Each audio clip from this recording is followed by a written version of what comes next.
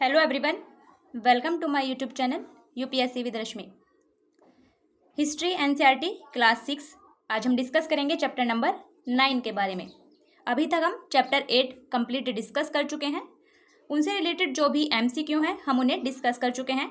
आप उन वीडियो को देख सकते हैं अगर आपने नहीं देखा है। उसके बाद आपको एनसीईआरटी की बुक पढ़ने की आवश्यकता नहीं होगी। क्लास 6 आपकी कंप्लीट हो जाएगी। सभी टॉपिक सभी पॉइंट उसमें कवर कर दिए गए हैं।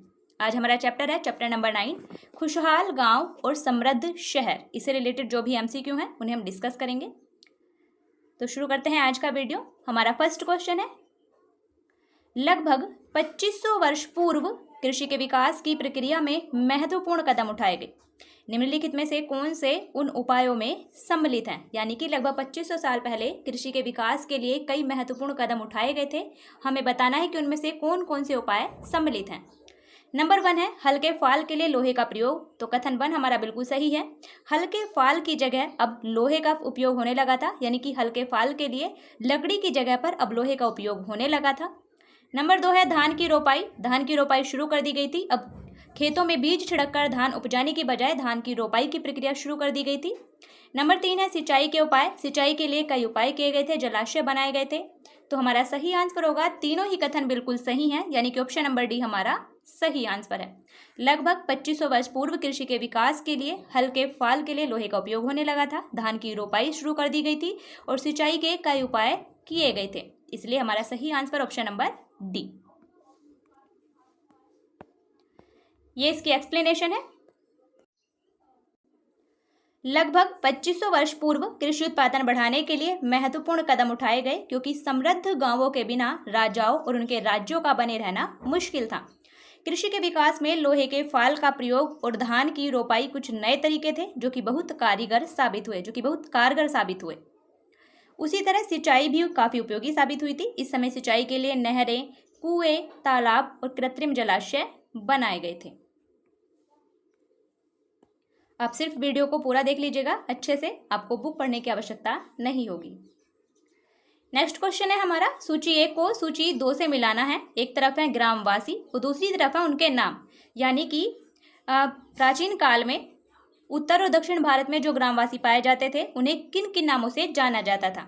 जैसे जो बड़े भूस्वामी थे दक्षिण भारत में, उन्हें कहा जाता था वेल्लाल। बड़े भूस्वामी को दक्षिण भारत में कहा जाता था वेल्लाल, इसलिए ए का है हमारा 4। जो हलवाहे होते थे दक्षिण भारत में ही जो हलवाहे थे उन्हें कहा जाता था उड़वार, बी का है हमारा 3।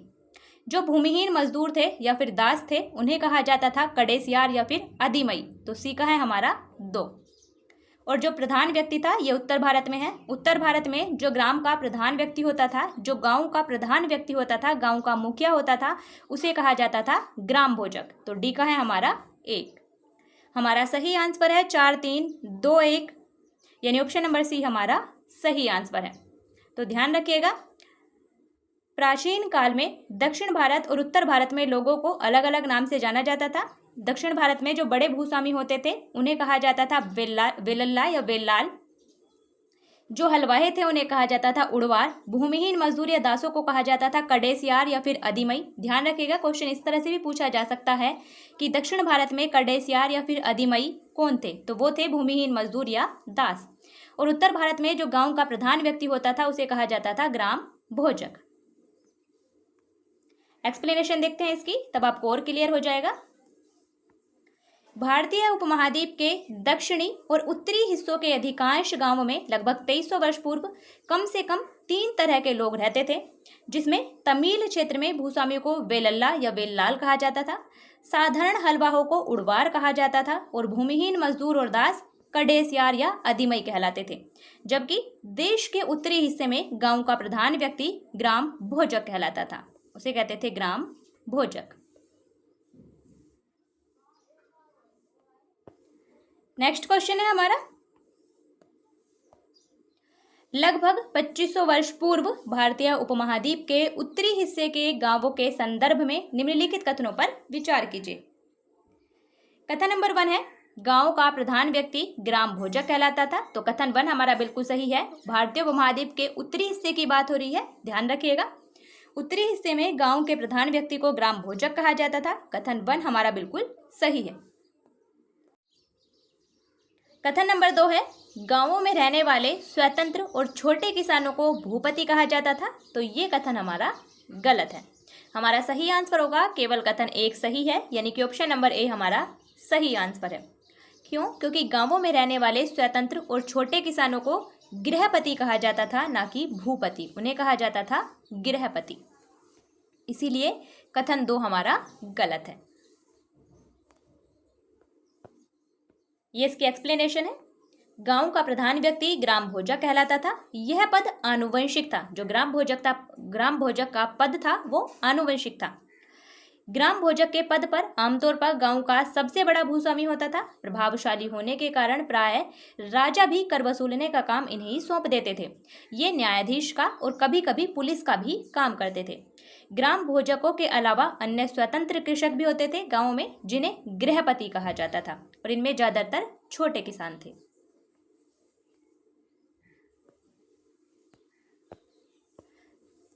और इनके अलावा गांव में भूमिहीन व्यक्तियों में दास और कर्मकार भी होते थे। ये दूसरों की जमीन पर काम करके अपनी जीविका चलाते थे। अधिकांश गांवों में लोहार, कुम्हार, बढ़ई और बुनकर जैसे कुछ शिल्पकार भी होते थे।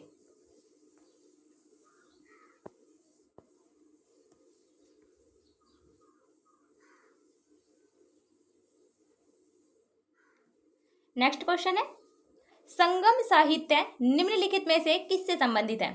ऑप्शन है A Sanskrit, option B Tamil, option C Telugu और ऑप्शन डी कन्नड़। इसका सही answer option number B Tamil. जो संगम साहित्य है वो तमिल क्षेत्र से संबंधित है। एक्सप्लेनेशन देखते हैं इसकी। तमिल की प्राचीनतम रचनाओं को संगम साहित्य कहते हैं। ध्यान रखिएगा, इनकी रचना लगभग 2300 वर्ष पूर्व की गई थी। और इन्हें संगम क्यों कहते हैं?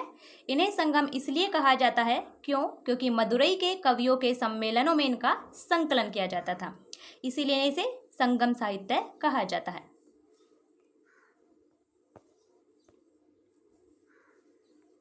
नेक्स्ट क्वेश्चन है हमारा, भरूच बंदरगाह ये कहाँ पर है? गुजरात में पड़ता है।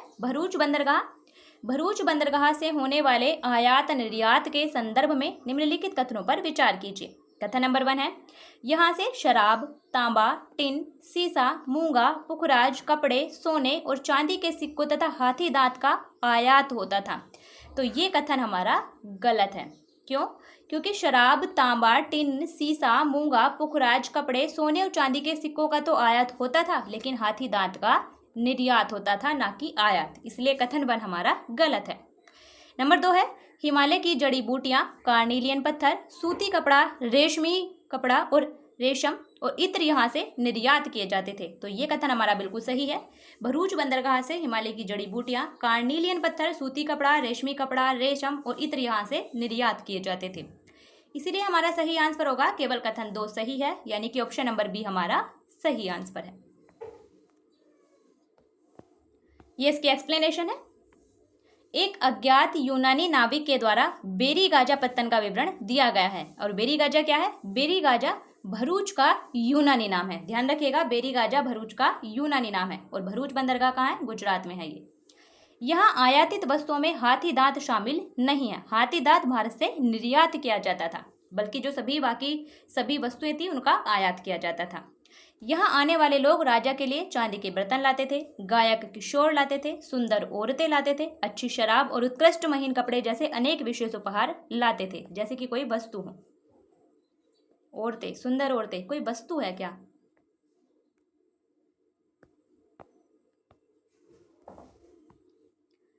नेक्स्ट क्वेश्चन है, विनिमय के साधनों के संदर्भ में निम्नलिखित कथनों पर विचार कीजिए। कथन नंबर 1 है, आहत सिक्के सबसे पुराने सिक्के थे जो टिन के बने होते थे। तो ये कथन हमारा गलत है। इतना सही है कि आहत सिक्के सबसे पुराने सिक्के थे और ये लगभग 500 साल तक चले थे, लेकिन वो टिन के नहीं बल्कि सोने चांदी के बने होते थे। इसलिए कथन 1 हमारा गलत है। कथन नंबर 2 है, विनिमय के लिए सिक्कों के अलावा वस्तुओं का प्रयोग भी संगम काल में होता था। तो ये कथन हमारा सही है। संगम काल में विनिमय के लिए सिक्कों के अलावा वस्तुओं का यूज भी किया जाता था, यानी वस्तु विनिमय प्रणाली भी प्रचलित थी। हमारा सही आंसर है केवल कथन 2 सही है, यानी कि ऑप्शन नंबर बी हमारा सही आंसर है। एक्सप्लेनेशन है इसकी।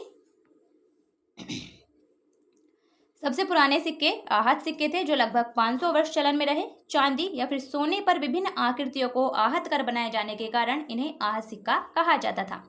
संगम साहित्य में वर्णित एक कविता से पता चलता है कि उस समय वस्तु विनिमय भी चलन में था।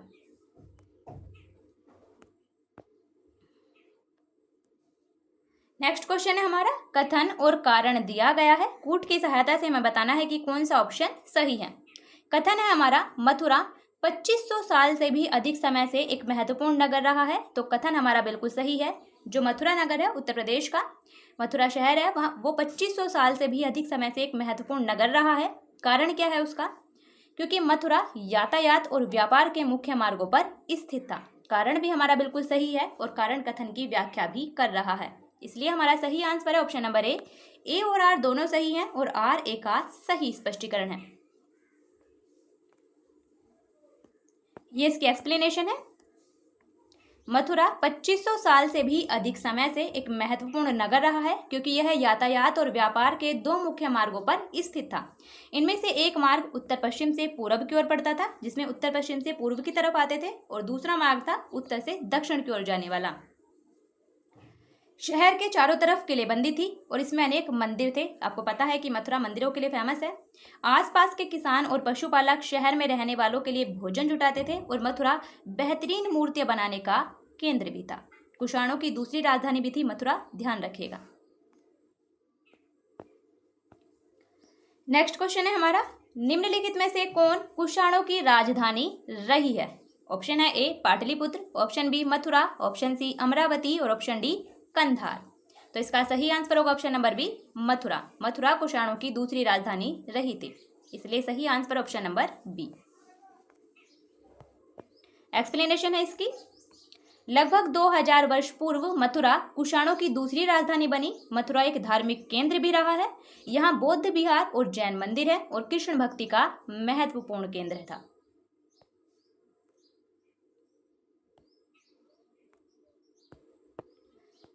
नेक्स्ट क्वेश्चन है हमारा, प्राचीन नगरीय शिल्प तथा कपड़ा उत्पादन के संदर्भ में निम्नलिखित कथनों पर विचार कीजिए।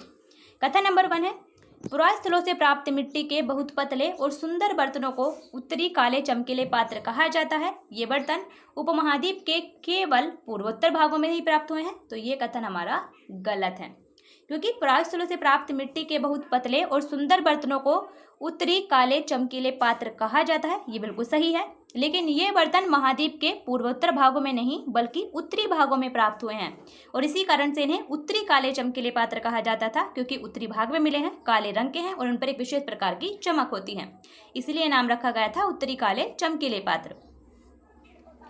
कथन नंबर 2 है, उत्तर में वाराणसी और दक्षिण में मदुरई कपड़ा उत्पादन के लिए प्रसिद्ध केंद्र थे। तो कथन 2 हमारा बिल्कुल सही है, ध्यान रखिएगा। प्राचीन नगरीय शिल्प और कपड़ा उत्पादन में उत्तर में वाराणसी और दक्षिण में मदुरई कपड़ा उत्पादन के प्रसिद्ध केंद्र थे। हमारा सही आंसर है, केवल कथन 2 सही है, यानी कि ऑप्शन नंबर बी हमारा सही आंसर है।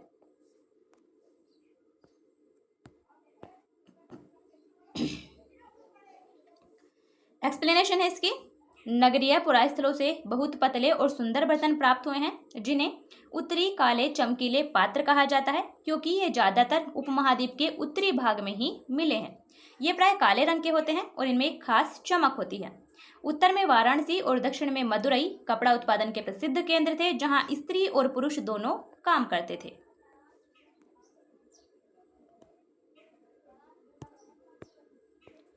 नेक्स्ट क्वेश्चन है हमारा, प्राचीन नगरों में श्रेणियों के संदर्भ में निम्नलिखित कथनों पर विचार कीजिए। श्रेणी किसे कहा जाता था?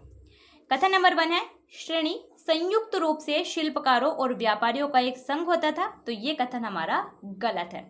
श्रेणी शिल्पकारों और व्यापारियों का संघ होता था, ये बिल्कुल सही है, लेकिन संयुक्त रूप से नहीं बल्कि अलग अलग होती थी। शिल्पकारों की श्रेणियां अलग होती थी और व्यापारियों की श्रेणियां अलग होती थी। कथन नंबर 2 है, ये श्रेणियां बैंकों के रूप में काम करती थी जहां लोग पैसे जमा रखते थे। तो ये कथन हमारा बिल्कुल सही है। श्रेणियां क्या थी? श्रेणियां बैंकों के रूप में भी काम करती थी जहां लोग पैसे जमा रखते थे।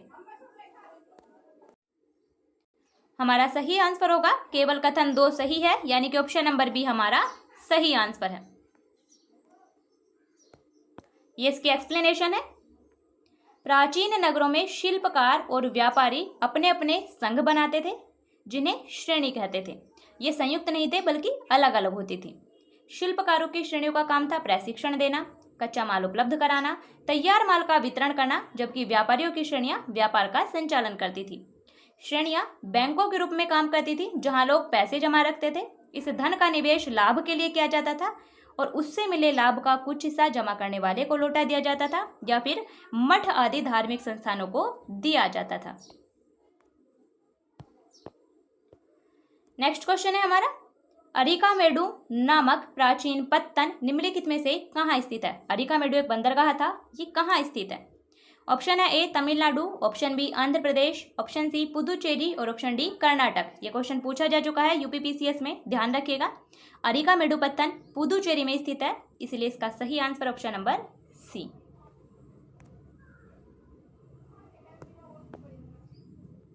ये इसकी एक्सप्लेनेशन है। अरिकामेडु पुदुचेरी में अवस्थित है। लगभग 2200 से 1900 साल पहले अरिकामेडु एक पत्तन था, एक बंदरगाह था। यहाँ ईंटों से बना एक ढांचा मिला है जो संभवतः गोदाम रहा हो। यहाँ भूमध्य सागरीय क्षेत्र के एम्फोरा जैसे पात्र मिले हैं। इनमें शराब या फिर तेल जैसे तरल पदार्थ रखे जा सकते थे और इनमें दोनों तरफ पकड़ने के लिए हत्था भी लगा था। यहाँ से एरेटाइन जैसे मोहर लगे लाल चमकदार बर्तन भी मिले हैं और इन्हें इटली के एक शहर के नाम पर एरेटाइन पात्र के नाम से जाना जाता है। तो आपसे ऐसे भी पूछा जा सकता है कि एरेटाइन पात्र कहाँ से मिले हैं, तो वो अरिकामेडु से ही मिले हैं। इसे मोहर लगे सांचे पर गीली चिकनी मिट्टी को दबाकर बनाया जाता था और कुछ ऐसे बर्तन भी मिले हैं जिनका डिजाइन तो रोम का था, लेकिन वो यहीं पर बनाए जाते थे। यहाँ से रोमन लैंप, शीशे के बर्तन और रत्न भी मिले हैं। साथ ही छोटे छोटे कुंड भी मिले हैं जो संभवतः कपड़े की रंगाई के पात्र रहे होंगे। यहाँ पर शीशे और अर्ध बहुमूल्य पत्थरों से मनके बनाने के साक्ष्य भी मिले हैं। तो इनमें ध्यान रखिएगा, भूमध्य सागरीय क्षेत्र के एम्फोरा पात्र मिले हैं और इटली के शहर के नाम पर एरेटाइन पात्र यहाँ से मिले हैं।